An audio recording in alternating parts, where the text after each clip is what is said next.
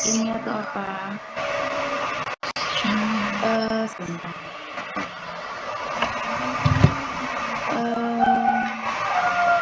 Revan mana Revanza? Revanza mana ya?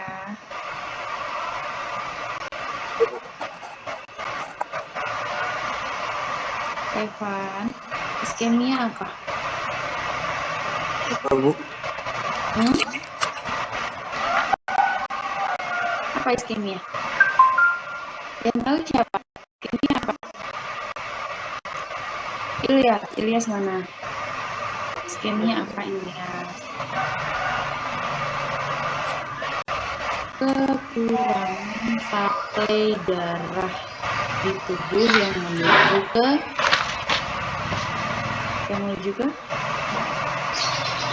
jantung.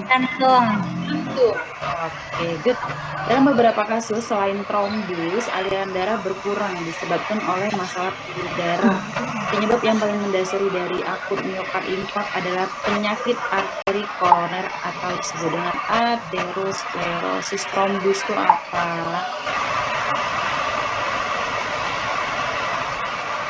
Ada yang tahu trombus? Trombus itu apa? Jangan aku salah. Trombus apa, Dek? Gumpalan darah. Gumpalan darah yang terjadi di mana? Di vaskuler, di pembuluh darah, ya. Jadi ketika terjadi gumpalan darah di vaskuler, di pembuluh darah, apa yang terjadi? Ini pembuluh darahnya nih, gumpalan darah. Apa yang terjadi di jantungnya ketika yang mensuplai tadi, tempat aliran suplai yang menuju ke jantung ini terhambat akan adanya trombus atau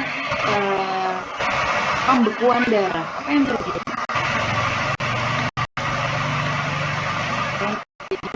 Penyumbatan. Penyumbatan. Selain itu,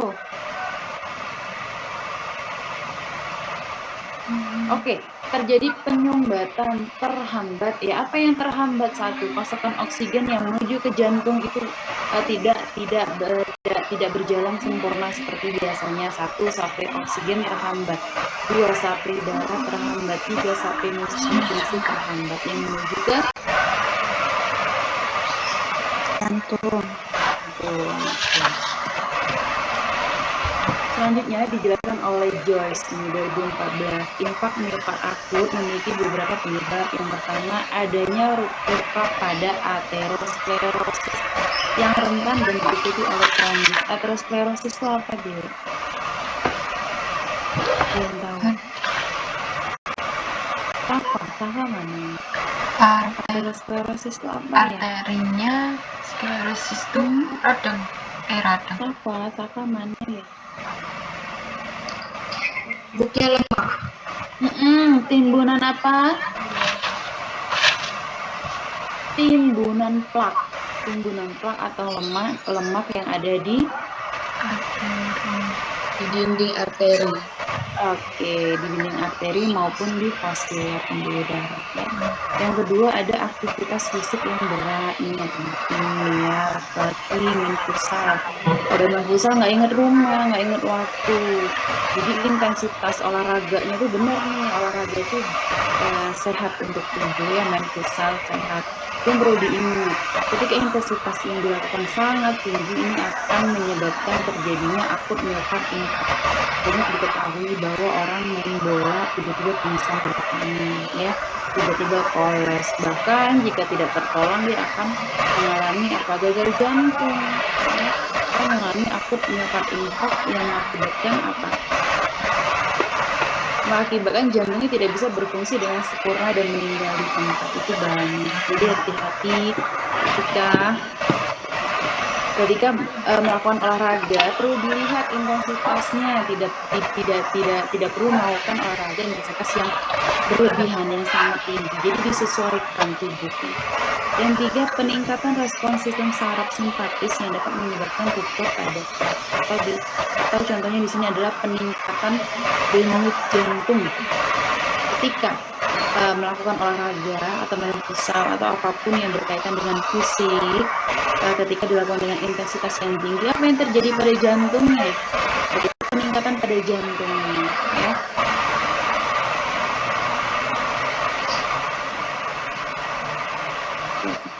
Yang keempat ada terpapar udara dingin pada waktu tertentu yang dapat menyebabkan ruptur. Yang kelima ada penyumbatan total oleh arteri yang disebabkan oleh trombus. Trombus tadi apa, Dek?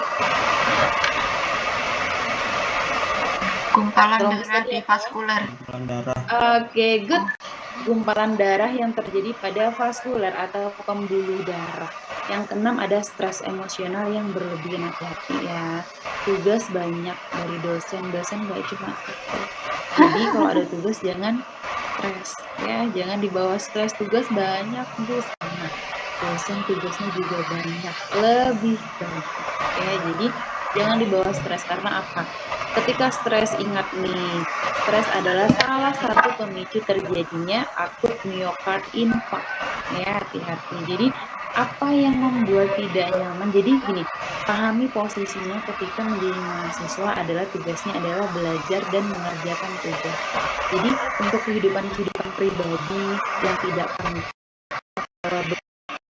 menghambat proses pembelajaran, saya tinggalkan ya. Apapun yang menghambat proses pembelajaran diri, pembelajaran dalam proses sekolah fisioterapy, tinggalkan. Apa yang membuat tidak nyaman, apa yang membuat kuliah nih berantakan, apapun itu tinggalkan. Jadi apapun yang tidak membawa suatu kebaikan pada proses sekolah, proses menjadi mahasiswa, tinggalkan.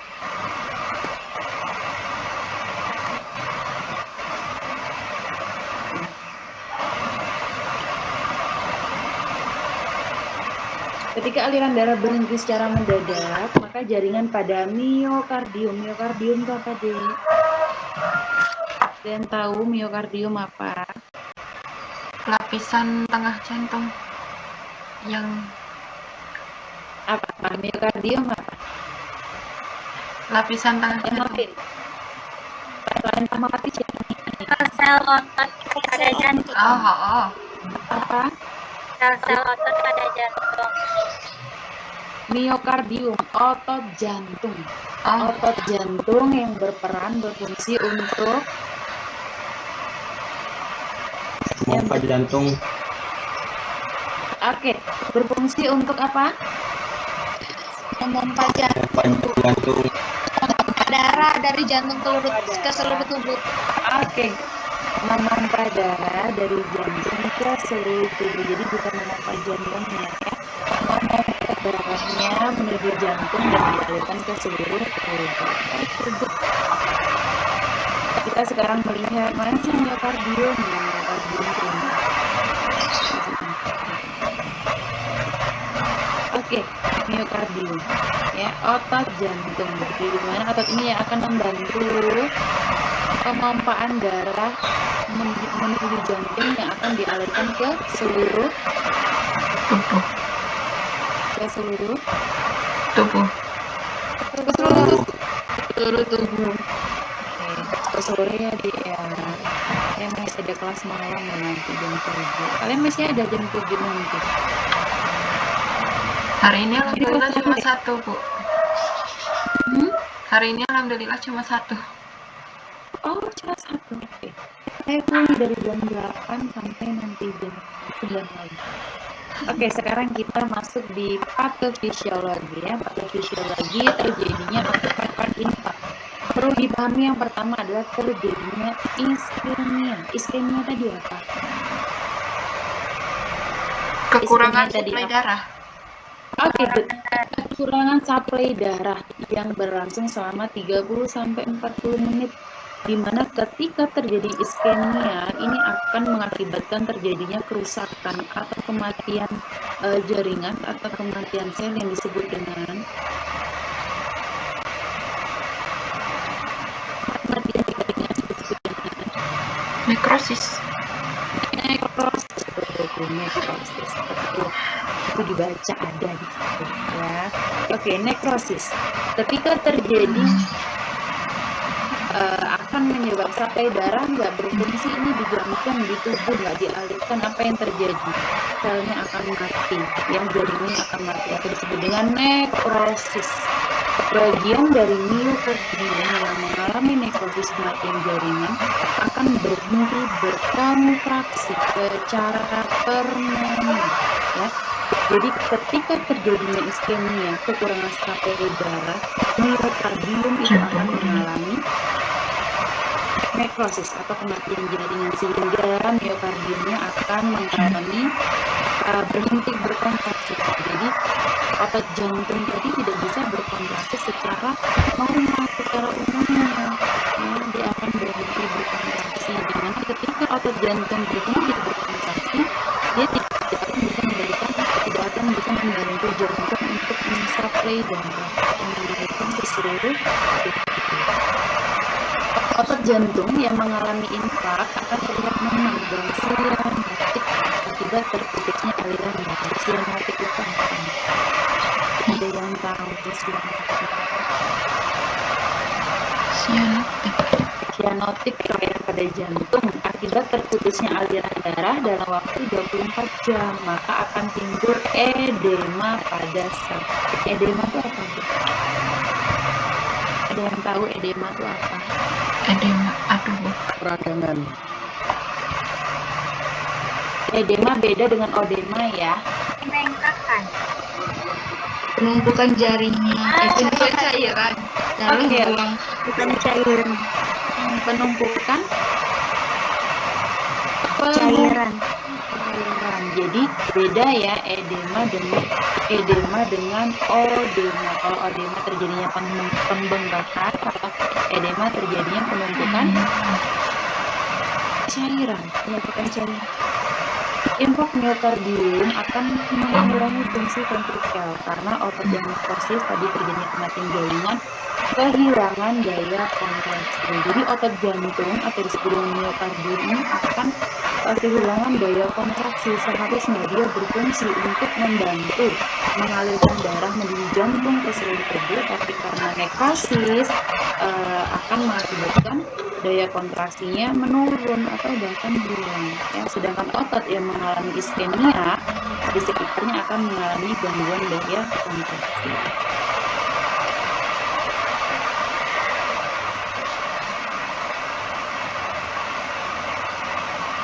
Sekarang kita ke faktor risiko. Faktor risikonya apa, Bu? Yang pertama ada pertambahan usia, ya. Pertambahan usia jika tidak diimbangi dengan pola hidup yang baik dan benar, ini akan mengakibatkan berisiko terjadinya akut infarksi. Keadaan hiperkoagulable nanti dicari ya, juga dengan hiperkoagulable itu apa, vaskulitis itu apa. Yang menjadi predisposisi aterosklerosis. Aterosklerosis tadi apa? Aterosklerosis apa dia? Timbunan lemak. Oke. Penumpukan lemak ada di arteri. Oke, penumpukan lemak atau penumpukan plak yang ada pada vaskuler. Level kolesterol darah yang tinggi atau disebut dengan hiperlipid, ya. Kolesterol, hati-hati, masih muda jangan suka makan apa namanya kolesterol tinggi. Ini pasti anak-anak McD, anak-anak KFC, ya. Hati-hati. Diabetes mellitus, hipertensi, perokok, hati-hati laki-laki, ya, perokok jenis kelamin pria. Apa? Pria lebih rentan terkena akut infark karena apa? Gaya hidup, pola hidup, rokok, ya, hati-hati. Rokok ini kita tidak bisa mendeteksi bahwa misal saya merokok bertahun-tahun aman-aman aja, kita nggak pernah tahu kapan terserangnya akut miokard infark, ya. Dan riwayat keluarga atau yang disebut dengan genetik. Jadi genetik ini juga bisa membawa faktor risiko seseorang bisa terkena akut miokard infark. Sekarang kita bicara tanda dan gejala. Yang pertama ada nyeri dada yang secara mendadak dan berlangsung secara terus-menerus. Terletak di bagian bawah sternum. Sternum itu di mana dia bilang?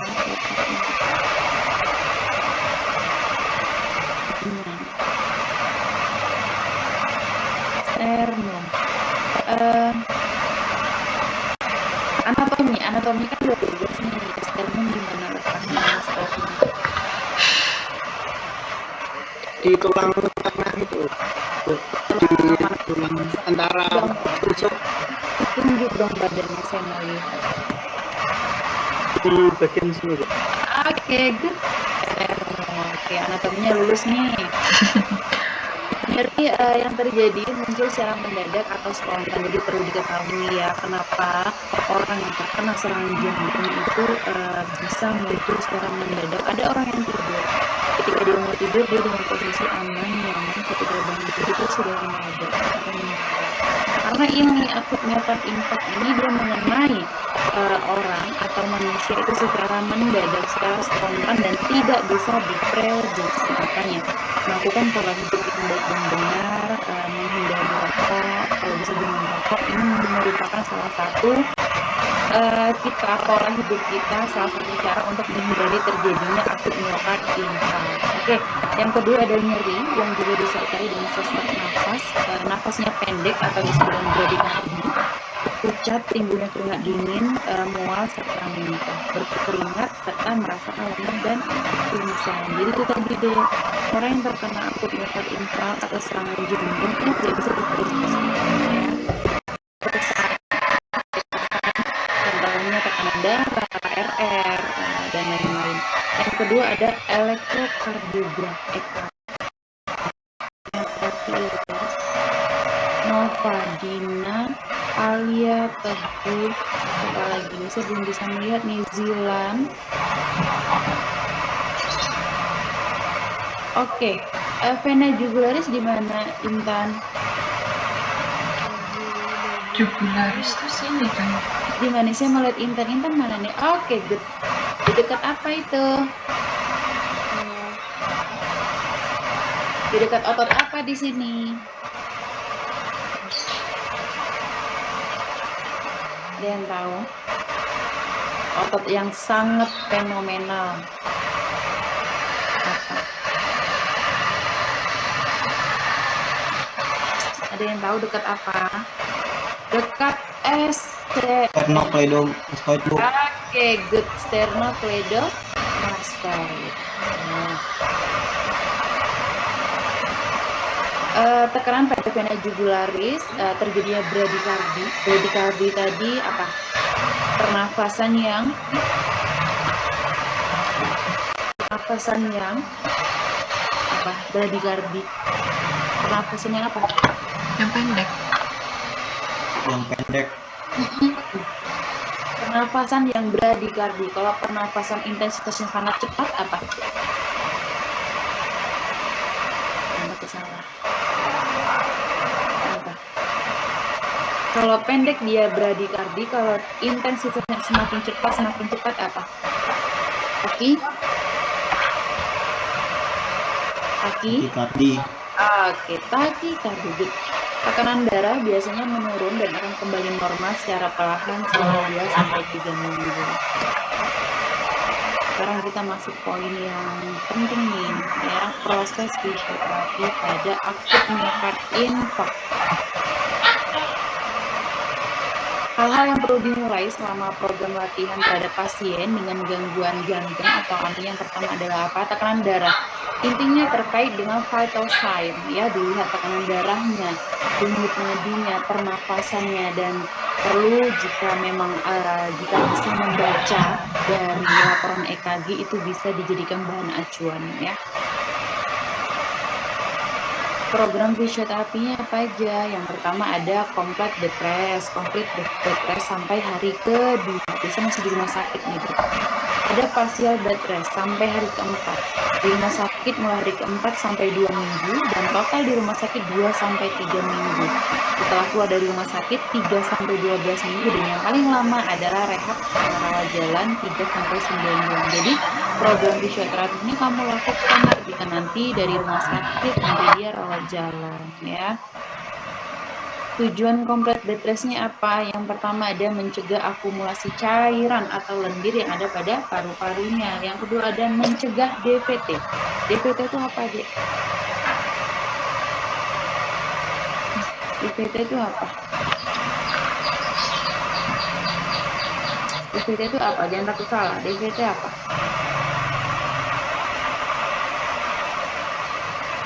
Trombosis vena dalam. DVT, deventrombosis, artinya apa? Deventrombosis. Pembekuan darah.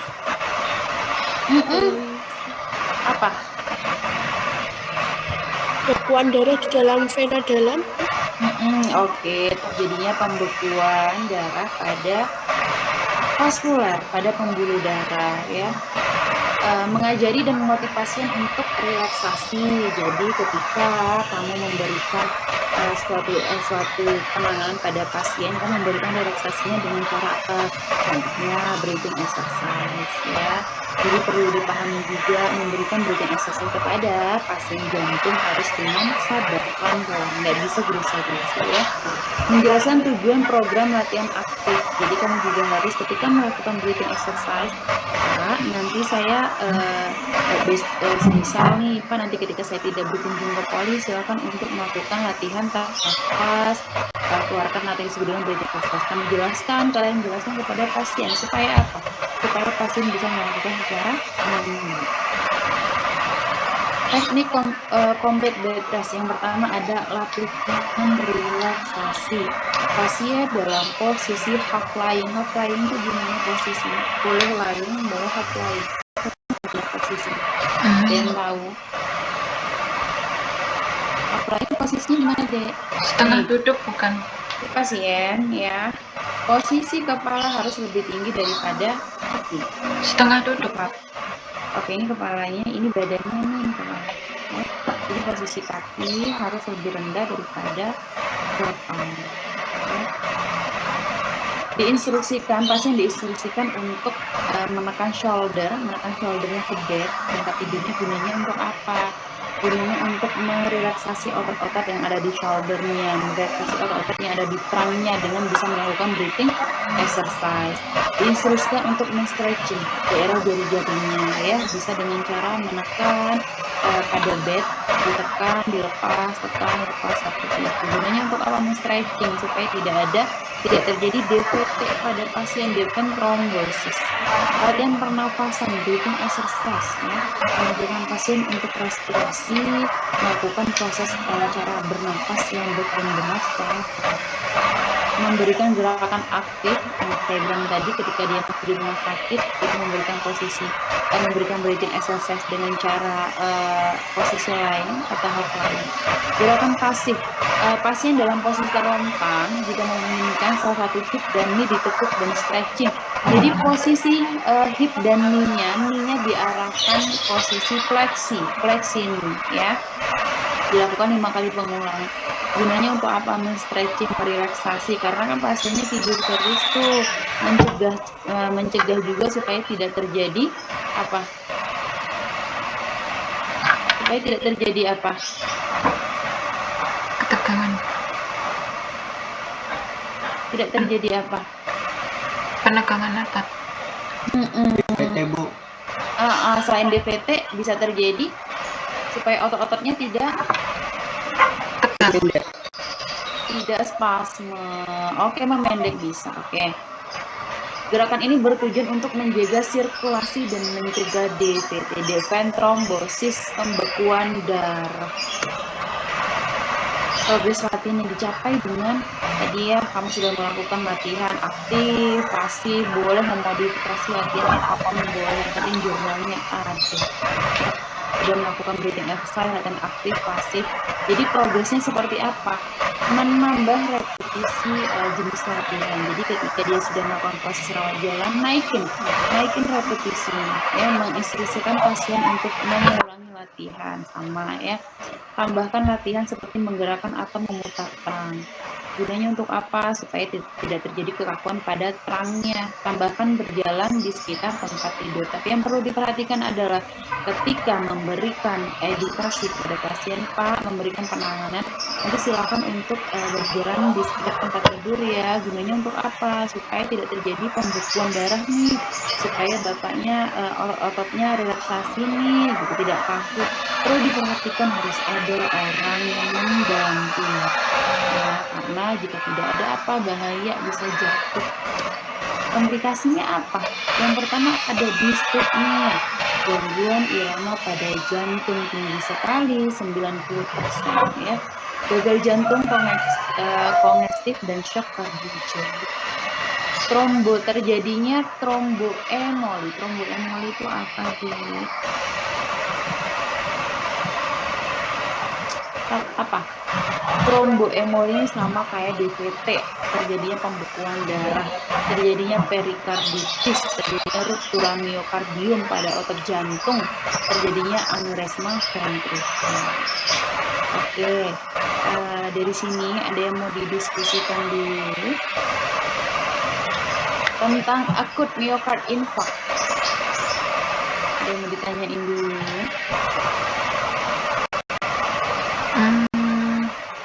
Oke, saya share video terkait dengan akut myocard infarct.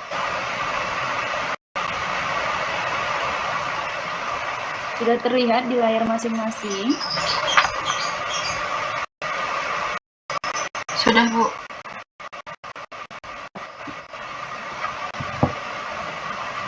Myocardial infarction. Suaranya terdengar nggak, Dek? Iya, Bu. Terdengar, Bu. Videonya jalan.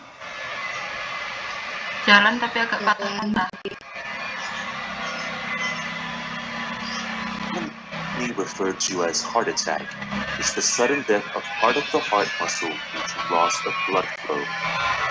This occurs when one of the coronary arteries, the arteries that supply blood to the heart, is blocked. The blockage is commonly due to atherosclerosis, cholesterol plaques or fat deposits on the wall of blood vessels. As the plaque builds up, the vessel becomes narrow, restricting blood flow. Under stress, the plaque may rupture. This triggers formation of blood clot on top of the plaque, leading to complete blockage of blood flow. When this happens in the coronary artery, the downstream patch of the myocardium dies from lack of oxygen. Weakened heart muscle may disrupt the electrical activity of the heart and subsequently cause cardiac arrest. Coronary angioplasty is a non-surgical procedure used to open narrowed or blocked coronary arteries. It can also be performed as an emergency treatment for myocardial infarction. The first part of the procedure is to localize the site of blockage. This part is called cardiac catheterization. The guiding catheter is inserted through the femoral artery at the groin and threaded all the way to the aorta. The tip of the catheter is placed at the beginning of the coronary artery to be investigated. A radio-opaque dye is injected through the catheter into the coronary artery. This enables real-time visualization of the artery using X-ray imaging. A narrowed part of an artery would appear as a bottleneck on an X-ray image. After the location of narrowed artery is identified, angioplasty can begin. The guide wire with a deflated balloon is inserted and pushed to the location of blockage. The balloon is inflated to crush. Ini tadi yang disebut dengan apa? Ini vena nih ya. Ini pembuluh darah nih, vaskuler. Ini vaskuler ya. Nah, di sini ada penumpukan plak. Plak ini disebut dengan atau lemak. Plak atau lemak boleh sama. Aterosklerosis. Oke, good. Aterosklerosis. The plaque. At the end of the procedure, the balloon is again deflated and removed together with all catheters and guide wire. In some cases, a stent is inserted together with the balloon, inflated, and left in place of the plaque to keep the artery open permanently.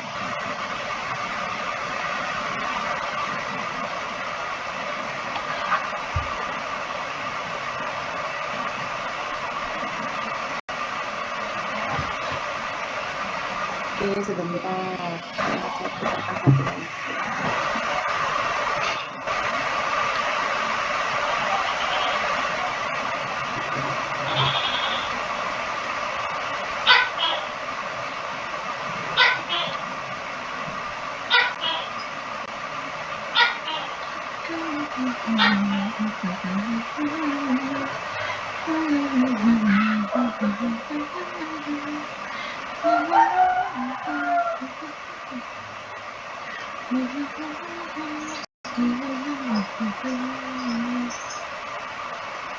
Sudah terlihat, Dek? Sudah, Ibu. Oke, Bu. The heart pumps out oxygen-rich blood through the aorta to nourish the entire body. It also supplies itself via a network of blood vessels called coronary circulation. The two main vessels, the left and right coronary arteries, branch out from the aorta shortly after it exits the heart, right above the aortic valve. The right coronary artery provides blood supply to the right atrium and gives rise to the marginal artery, nourishing the lateral aspect of the right side of the heart, and the posterior interventricular artery, or posterior descending artery, supplying the posterior aspect of both ventricles and part of the interventricular septum. The right coronary artery also supplies the SA node and AV node in the majority of people.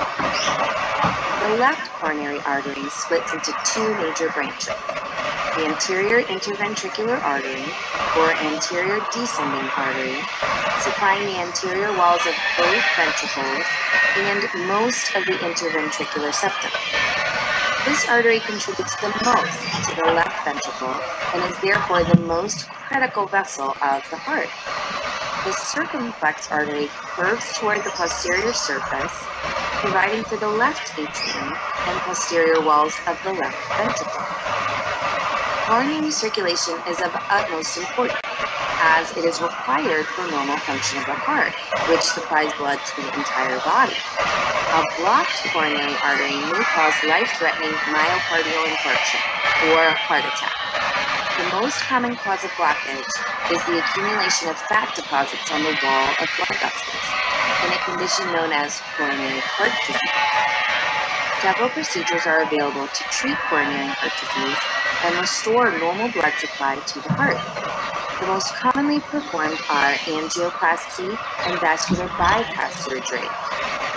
Coronary angioplasty, also known as percutaneous coronary intervention, PCI, is a minimally invasive endovascular procedure used to widen narrowed or blocked coronary arteries. A deflated balloon attached to a catheter is passed through the femoral artery in the groin to the site of blockage, where the balloon is inflated, opening the artery. A stent may also be inserted together with the balloon and left in place to keep the artery open permanently. PCI is the procedure of choice for emergency treatment. Coronary bypass, or vascular bypass, is a surgical procedure performed to create an alternative route for the blood to flow beyond the site of blockage. An artery graft from the patient's chest or a vein graft from the patient's leg may be used for this purpose. Vascular bypass is usually performed in patients with severe coronary heart disease to prevent heart attack, but it may also be used during or after a heart attack. Thank you for watching.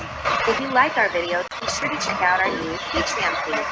Patreon is a simple way for you to contribute to our production and get great rewards in return. Join us to make